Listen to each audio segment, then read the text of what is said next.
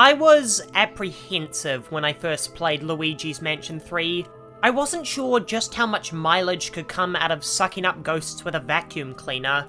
I guess the whole game just looked very basic to me. When compared to a traditional Mario outing, which has some of the most engaging and rewarding gameplay in the medium, I was concerned that Luigi's Mansion 3 would run out of steam very quickly.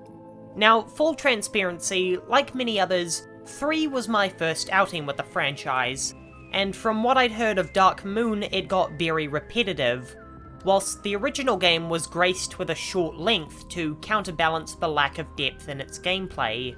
Sadly, my fears for 3 were not unfounded, as the game quickly became far too easy and disengaging even by Nintendo standards. But I couldn't have cared less, because Luigi's Mansion 3 represents a pinnacle of Nintendo in an aspect they frequently knock out of the park: animation.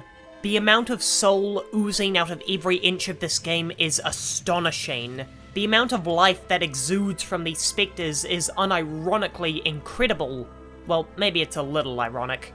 I love how in some circumstances, the ghosts are supposed to be patrolling for Luigi, and he stumbles upon them while they're goofing off. It shows that the ghosts aren't particularly evil. This is strange, because aren't these meant to be the exact ghosts we captured in the last 2 games? So revenge should be on their minds, shouldn't it?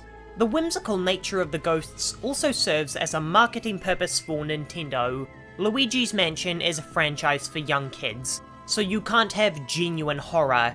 You can't let there be tension of any kind in the game, or else you'll frighten your target audience and receive complaints. Next Level Games makes the ghosts fun-loving freaks to achieve that, and inserts comedy and personality into the game. Say what you will about scary horror games like Dead Space and Resident Evil 7, but the one thing they don't have is personality. Let's transition back to more corporeal characters and discuss Luigi himself. Luigi's walk is filled with trepidation. He's constantly petrified that at any moment something is going to pop out and scare him. He's hunched over so he can easily protect himself, and his cowardly demeanor shines through in every frame. But is this misleading? I'm actually questioning whether Luigi is a coward by nature, because aside from the beginning of the game when he's confronted by King Boo, he never runs away, or gives the notion that he wants to leave. And the only reason he fled from King Boo was that he had no way to defend himself. And when he places a button in the elevator, he conveys pride in his achievement, which is the opposite of fear. But then, as soon as he's placed in unfamiliar territory, he resumes his frightened scurry. Now, I think the reason Luigi emotes like a frightened child is because it's something for a young kid to look at and laugh at, so their child brain will think, this isn't scary at all, so it's funny that he's scared.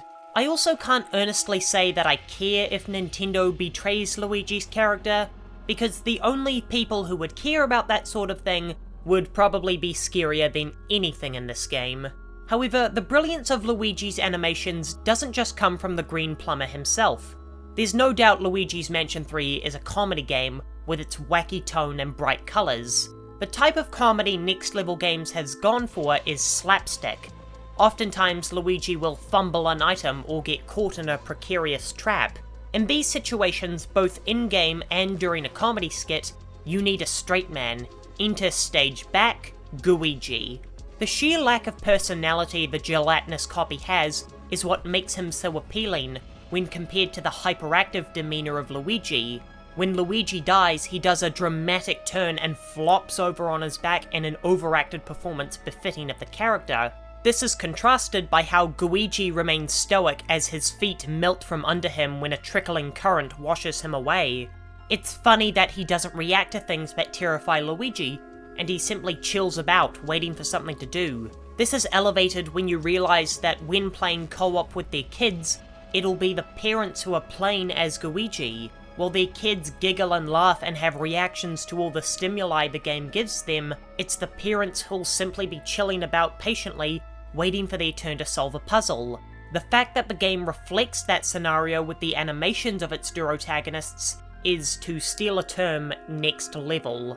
But there's a clear star when we talk about the animations of Luigi's Mansion 3. and that's the bosses. Each of them represents something retro or something extraordinary in the 80s, thanks to the Ghostbusters inspiration.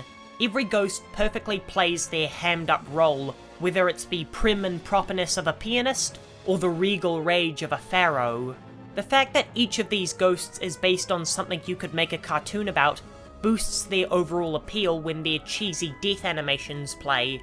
Each of them has a unique little spin that makes them more in line with the trope of each floor. Luigi's Mansion 3 represents something I never thought I'd see from Nintendo, a technical showpiece.